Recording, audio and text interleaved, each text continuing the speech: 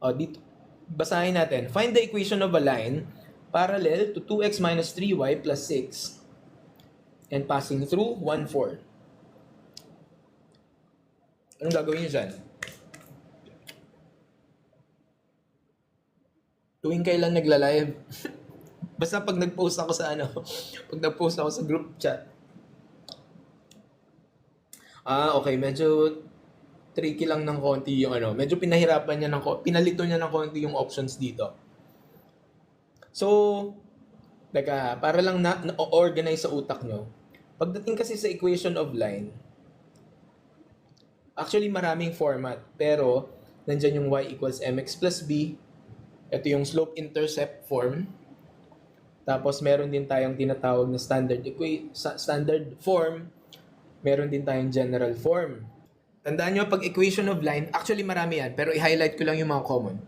Yung una, y equals mx plus b. Ito yung slope-intercept form kanina.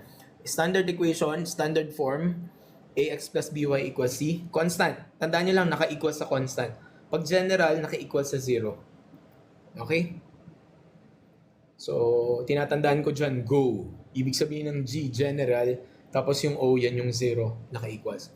So, kung mapapansin nyo, anong format ito? Ibig sabihin, general form yan. Okay? Sir, gamitin natin yung sinasabi ko kanina. Parallel line daw. Parallel to 2x minus 3y plus 6. Kaya lang siya ay naka-general form.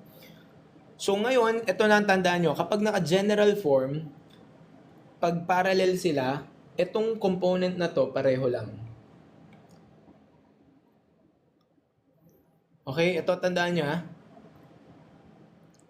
Pwede nyo nang gamitin yung substitute, pero tandaan nyo rin na kapag naka-general form, itong ax plus by kapareho lang if parallel.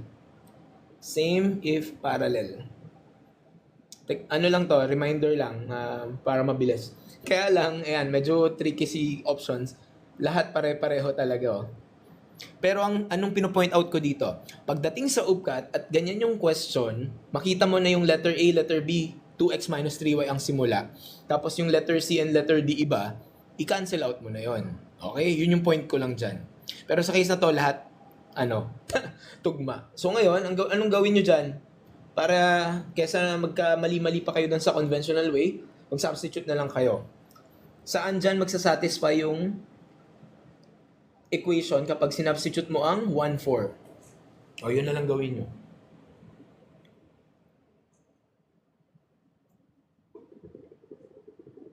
Sige nga, o yan, mag-substitute na lang kayo para mas mabilis. A, B, C, D. Letter D daw. Sige nga, check natin yung letter D. 2x minus 3y plus 10 equals 0. Tama ba siya? 2 minus 12 plus 10. Equal nga ba yan sa 0? 2 minus 12 is negative 10 plus 10. Naku po. Yes or no? Mali. Tama ba? Yan, negative 10 plus 10, 0. So the answer is letter D. Find the closest distance between parallel lines. So ito, imagine niyo lang to as, di ba meron kang meron kang Cartesian plane. Tapos meron tayong parallel lines. Ang hinahanap lang dyan is ito. Ito yung distance. Yan ang hinahanap dyan. So pag ganyan, gumamit na lang tayo ng formula. May formula yan na ang distance ng parallel lines ay ito.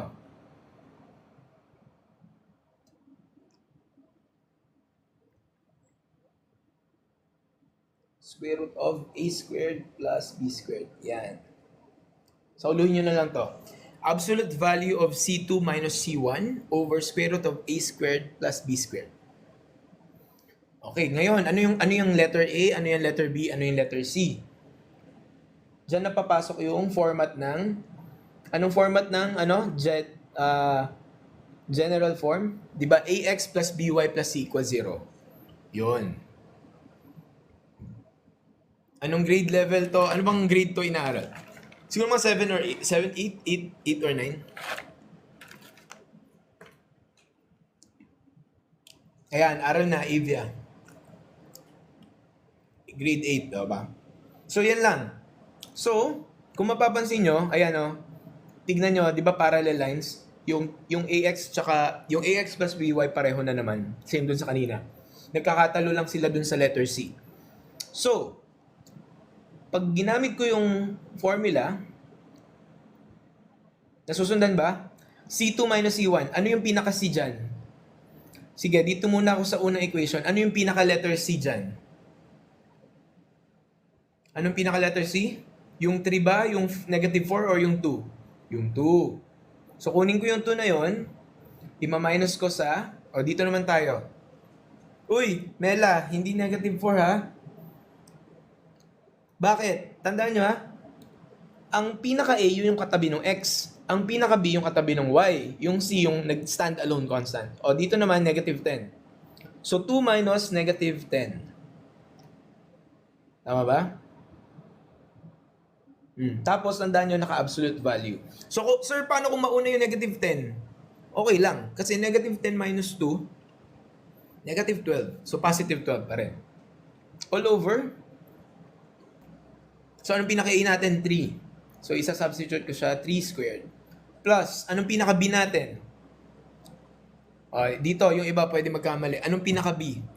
4 ba o negative 4? Negative 4. So, negative 4 na naka-square. Okay? So, the answer is, anong mangyayari dyan? Square root of 9 plus 16. Nasusundan?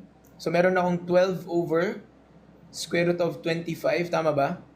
Or 12 over 5. Okay? So, anong pinakamalapit sa 12 over 5? Walang saktong 12 over 5 na binigay. So, tingin nyo, anong sagot? Letter? So, pag sinolve nyo yung 12 over 5, nasa 2.4 yon. So, pinakamalapit na is 2.5, letter B. Okay? Yan, minsan hindi sakto yung mga sagutan. So, ano yung closest? Yun yung gawin nyo.